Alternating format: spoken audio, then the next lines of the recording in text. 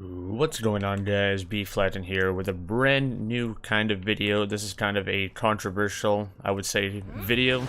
So make sure to be nice, be light on me. Remember that in the course of this video, that I do think that both games are absolutely fantastic. Both Borderlands 3 and Borderlands 2 are great games. They launched well. Despite everything mentioned in the video, I'm going to be taking both Borderlands 3 and Borderlands 2 at face value. I do think that Borderlands 3 is over Borderlands 2, and here are the reasons why. So the first thing to mention is fixes. Hot fixes, patches, anything that needs to be fixed. Borderlands 3 has had several hot fixes since the launch of the game. They've had weekly Thursday hot fixes, they've had monthly patches, etc, etc. Borderlands 2 has only had a few in its lifetime. I can only count about 10 that would be considered major, besides, you know, light little things here and there. Calm down. To this day, Borderlands 2 still has a vast majority of bugs and things that are not fixed since the launch of the game a little over 7 years ago now. 2012, 7 years ago now. It's pretty crazy to think about. Another thing to really mention between both of the games is drop rates. Now, I'm going to be completely honest that drop rates were... They were not good for both Borderlands 3 or Borderlands 2. Both of them had their suffer of drop rates, things not spawning, things with low percentages, things bugged. The list can go on about the problems that both games had. Borderlands 3, 11 months into its lifespan now, with it being and coming up to 1 year next month.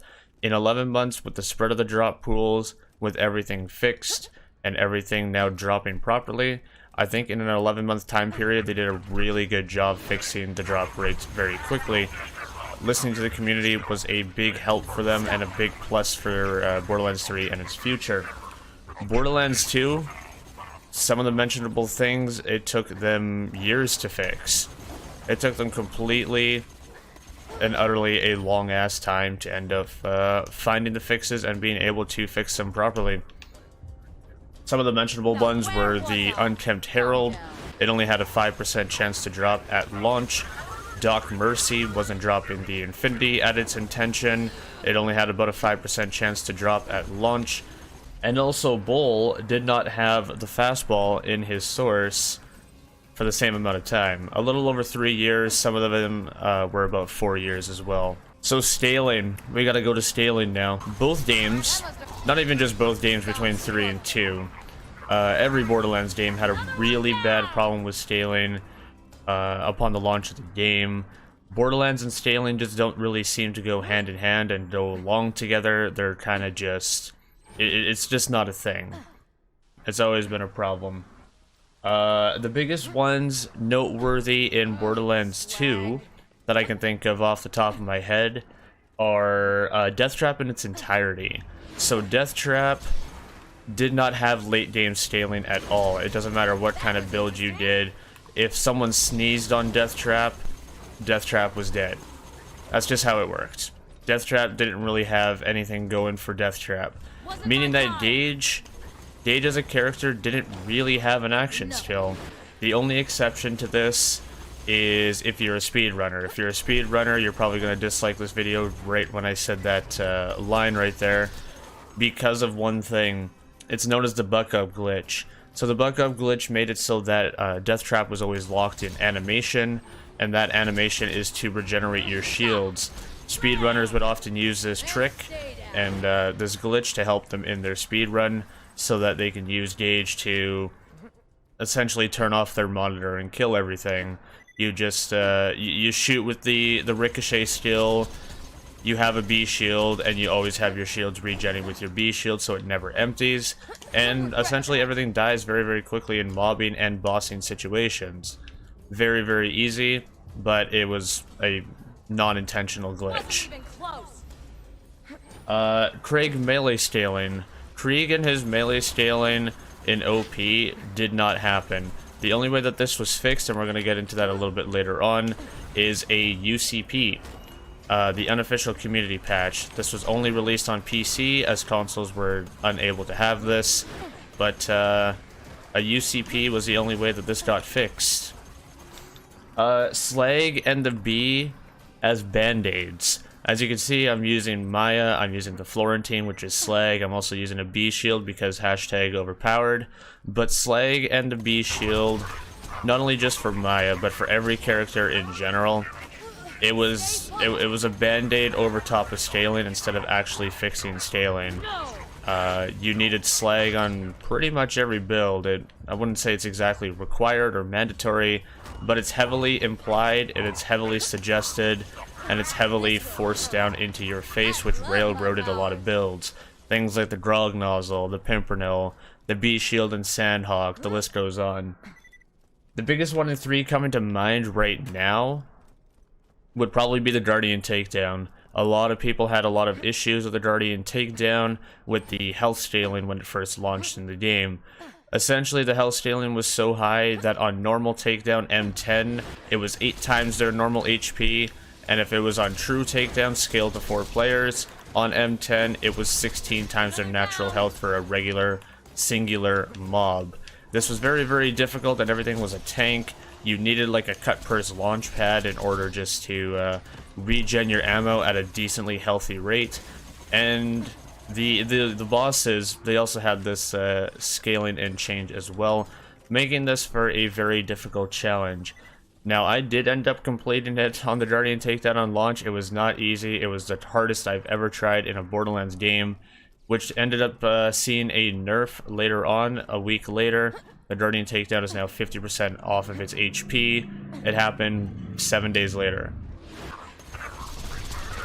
Nerfs and fixes. Okay, so this is a big one. Nerfs and fixes is a big one, because anywhere and everywhere that you see, if you go anywhere on social media, it's my item, my build, my this, my that got nerfed. Why? Another thing that you see on the other side is buff this weapon, buff that weapon, buff every legendary, buff this, buff that, buff, buff, buff. A ton of people seem to like the changing of items, whether it's buffed, whether it's nerfed, whether things change that they're used to. It's just because we've been never really seeing a change in any of the Borderlands games previously to this degree, unless you want to count the Borderlands 2's conference call and B, in which every single bullet and, you know, ricochet from the conference call counted for the B's amp shield. We haven't really seen a massive amounts of changes. For those that don't know, games when I first started playing them, back all the way in the Nintendo 64 era and days, this is showing my age a little bit here, but this is almost 2 decades ago.